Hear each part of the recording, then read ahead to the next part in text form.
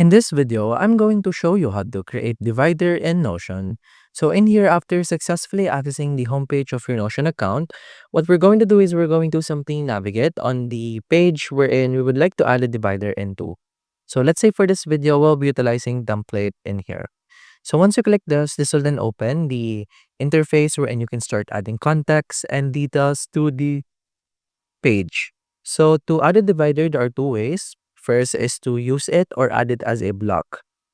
To do that, simply type a slash and this will activate the um, block options in here.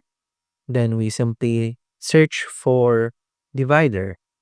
Then under here, as you can see under filtered results, we have divider already. You simply click divider. And now as you can see, the divider is now in here. Now, a more easy way to do is to simply type 3 dash in here. So 1, 2, 3, and as you can see, it has now successfully added in your divider. Let's do it again. 1, 2, 3. And now the divider has been successfully added. And that's about it. That's how to create divider in Notion. If you have any questions, please let me know down in the comments below, and I'll do my best to help you out.